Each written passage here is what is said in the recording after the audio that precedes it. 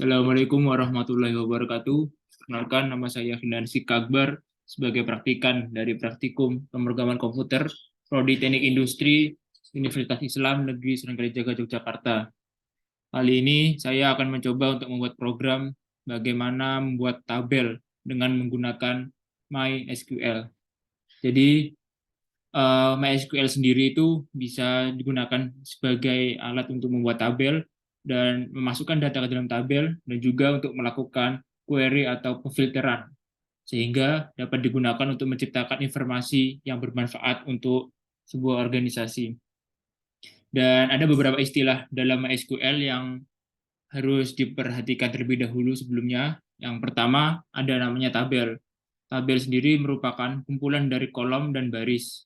Yang kedua ada namanya query.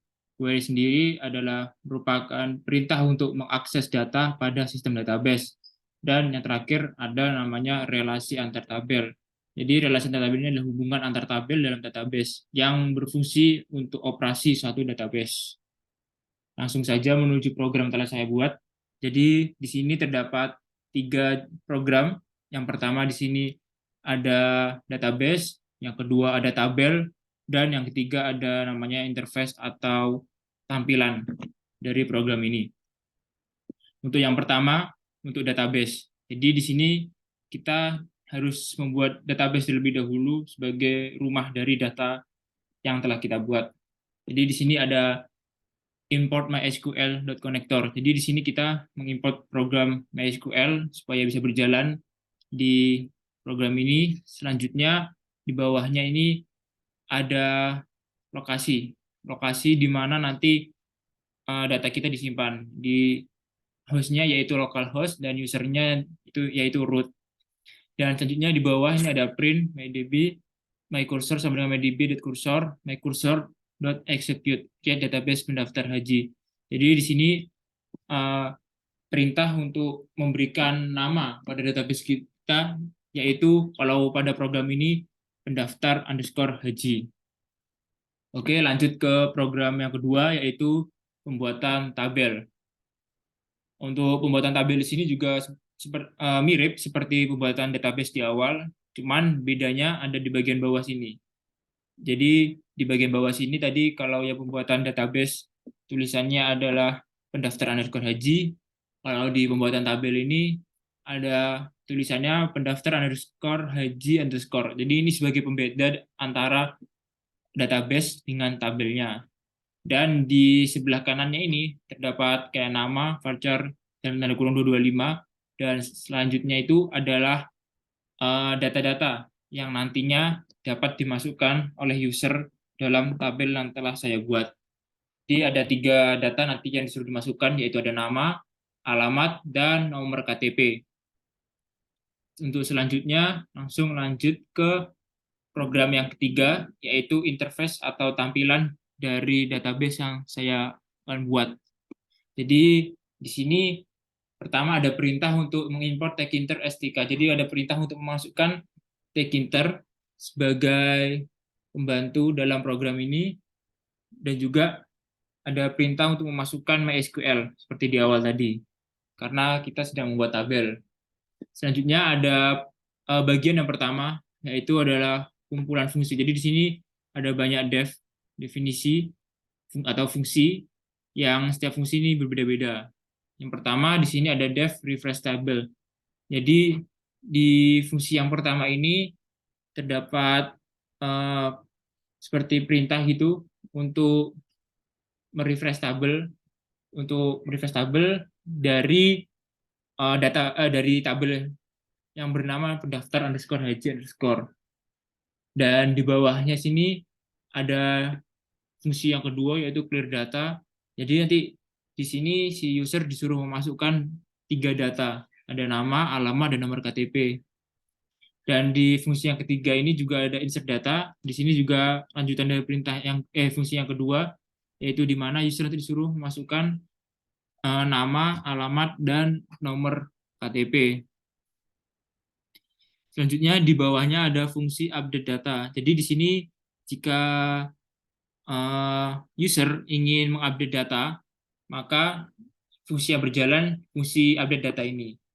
Jadi nanti si user bisa mengganti beberapa beberapa komponen data yang telah dimasukkan dan bisa diupdate. Tuh. Selanjutnya di bawahnya ada fungsi delete data. Jadi nanti di sini si user bisa menggunakan perintah ini untuk menghapus data yang diinginkan. Seperti itu. Oke, selanjutnya di bawahnya sini ada pembagian layout label, entry, dan tombol. Jadi di sini ada program untuk membuat tombol dan juga untuk bagaimana membuat entry. Seperti contoh yang pertama ada ini kita akan buat label yang bertuliskan nama dan untuk ukurannya X50 dan Y20 gitu. Dan di bawahnya itu juga ada tempat untuk entry atau memasukkan data yang langsung ke label nama seperti di atasnya, seperti itu. Dan di bawahnya juga sama seperti yang telah dijelaskan di atas, ada beberapa jenis label dan entry, dan juga di sini ada button. Jadi nanti di sini saya akan membuat tombol yang isinya itu ada clear, insert, update, dan delete.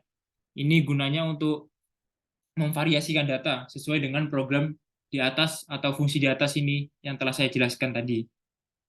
Oke, setelah pembuatan label, entry, dan tombol selesai, selanjutnya langsung ke bawahnya. Di sini ada tree view. Jadi pada pembagian tree view ini nanti apa ya? Ada kayak pembagian tampilan lah dalam eh, program yang telah saya buat. Seperti itu. Di sini nomor satu ada width 150, berarti yang nomor satu itu lebarnya ada 150 dan seterusnya. Selanjutnya di bagian yang bawah ada memanggil database. Jadi pada bagian ini itu untuk memanggil perintah-perintah yang ada di atas tadi untuk memanggil database. Jadi nanti database akan dipanggil di pembagian yang di sini seperti itu, dan yang paling bawah yaitu perulangan.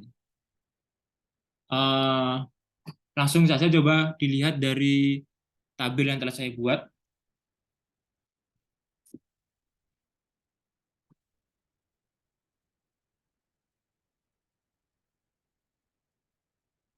Nah, kurang lebih seperti ini bentuk tabel yang telah saya buat. Jadi nanti di sini user disuruh masukkan nama, contoh saya, setelah itu alamat, contoh Jogja, dan di bawahnya nomor KTP contoh 211. Dan jika user ingin memasukkan data ini, maka dia bisa menekan tombol atau button insert di sini, dan masuklah data yang telah diinput oleh user tadi. Dan jika misalnya user ingin mengganti salah satu data dari tiga data ini, maka bisa langsung user ganti. Contoh seperti nomor KTP diganti dengan K666, dan langsung user dapat mencet tombol update di sini. Dan untuk nomor KTP berubah menjadi 666.